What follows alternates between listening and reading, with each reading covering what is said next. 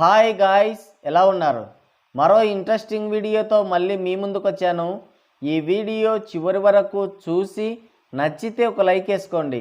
Okay, ఇక video start చేద్దాం. జీవితంలో నువ్వింకా మారవా? నడుము మునిగేదాకనే చలి, నలుగురు వినేదాకనే సిగ్గు అంటున్నారు మన ట్రేడ్ పండితులు.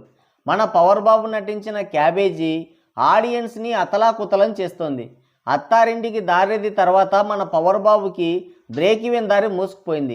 మొన్ననే హరోంహర రైస్ మిల్లుతో వాత పెట్టిన బాబు దిగ్విజయంగా ఇంకో బొక్క పెట్టాడు గోజీతో. తిక్కపిల్ల తీర్థంపోతూ అక్కమ్మగుడిని వెంటబెట్టుకెళ్ళిందని రొట్ట సినిమాలు తీసి తాను మునిగిందే గాక తడిసిపోయే రేట్లు పెట్టి ఫ్యాన్స్ని కూడా దివాలా తీయిస్తున్నాడు. మొన్ననే రైస్ మిల్లుతో పెట్టిన బొక్క మానకముందే మళ్ళీ గోజీతో ఇంకో పెద్ద బొక్క పెట్టాడు.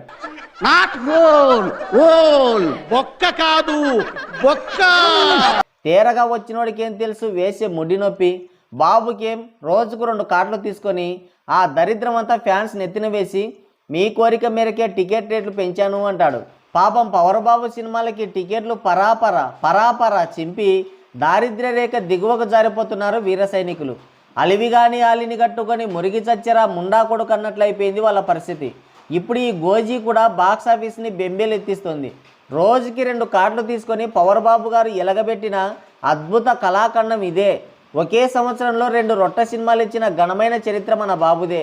ఏటెవతల ముత్యాలు తాటికాయలంతానే బిల్డప్ ఇచ్చారు రిలీజ్ కంటే ముందు. కానీ ఏముంది గోజీలో?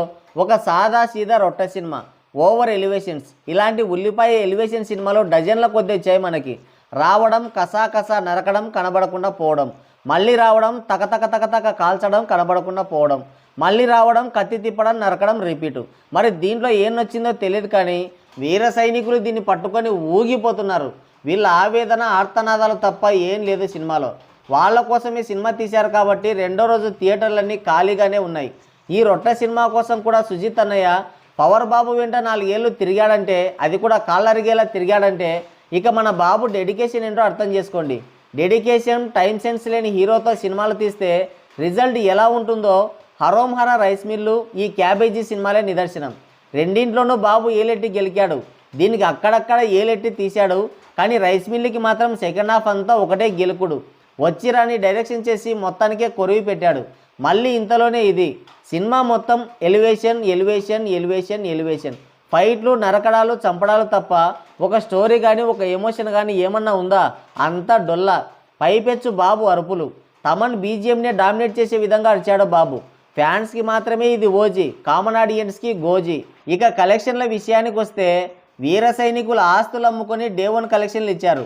100 కోట్ల షేరు కోసం వీర సైనికుల్ని నానా తిప్పలు పెడుతున్నాడు. కొంపలమ్ముకునే రేంజ్లో టికెట్ రేట్లు పెట్టినా బాబు అనుకున్న టార్గెట్ని మాత్రం రీచ్ కాలేకపోతున్నాడు. మొదటి రోజు 1000 కాకుండా ఒక 3000, 4000 అన్నా పెట్టుంటే సరిపోయేది.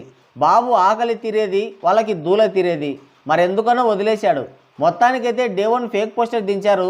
గోజీ అంటే ఒరిజినల్ గ్యాంగ్స్టర్ అన్నారు, కలెక్షన్లు మాత్రం ఫేక్ పోస్టర్ దించారు. అంటే ఒరిజినల్ ఫేక్ గ్యాంగ్స్టరా? ట్రేడ్ లెక్కలకి పోస్టర్ లెక్కలకి 10 కాంతి సంవత్సరాల దూరం ఉంది. ఈ సినిమాకి వరల్డ్ వైడ్గా ట్రేడ్ లెక్కలేమో 127 కోట్ల గ్రాస్, 72 కోట్ల నెట్ కలెక్షన్లు చూపిస్తుంది. అది కూడా హైయర్స్, జిఎస్టీ, డిస్ట్రిబ్యూటర్ షేర్ అన్నీ దాంట్లోనే ఉన్నాయి. అవన్నీ తీసేస్తే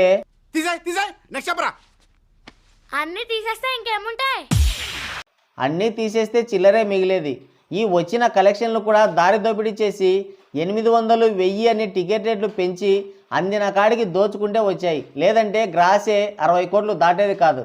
హైప్ ఉందని చెప్పి వీర సైనికుల్ని దోపిడీ చేస్తే ఆ మాత్రం వచ్చింది. మరి ఇదేం హైపో, ఇదేం పవరో. నడుము మునిగేదాకానే చలి, నలుగురు వినేదాకానే సిగ్గు అన్నట్టు ఇలాంటి ఫేకుడు మాకేం కొత్త కాదు కదా. రిలీజ్కి ముందే ఫేక్ చేసి కెనడాలో దొరికిపోయాం. ఇక హైప్ ఉందని చెప్పాం, పైగా కొంపలమ్ముకునే రేంజ్లో టికెట్ రేట్లు పెట్టాం. ఇప్పుడు కలెక్షన్లు రాలేదంటే అలసైపోము. అందుకే ముందే కొట్టించిన ఫేక్ పోస్టర్లు రిలీజ్ చేశాం. ఇక రెండో రోజు పోస్టర్లు కూడా రెడీగా ఉన్నాయి. ఆ పోస్టర్తో 350 కోట్లు వేస్తాం, అయిపోయా, బ్రేక్ ఈవెన్ అయిపోతుంది అంతే. నిర్మాత సంకనాకిపోయాడు, అయినా మాకు సంబంధం లేదు. 100 కోట్ల సినిమా లేని హీరో పైన 300 కోట్ల బడ్జెట్ ఎవడు పెట్టమన్నాడు? ఇక 3వ రోజు నుంచి పోస్టర్ల నిండా లాభాలు. ట్యాక్స్ కట్టమన్నప్పుడు మాత్రం నిర్మాత తాడు మెడకేసుకొని తిరుగుతాడు.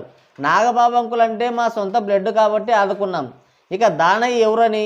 కాబట్టి దానయ్య దిక్కులేని దానయ్య. ఇక మరి డే 1 ఈ ఫేక్ కలెక్షన్ పోస్టర్ పైన మీరేమనుకుంటున్నారో మీ అమూల్యమైన అభిప్రాయాన్ని కింద కామెంట్ సెక్షన్లో కామెంట్ చేయండి. సో గాయ్స్, ఇది వీడియో. మరోసారి మరో ఇంట్రెస్టింగ్ వీడియోతో మళ్ళీ కలుద్దాం. Thank you, take care, bye bye.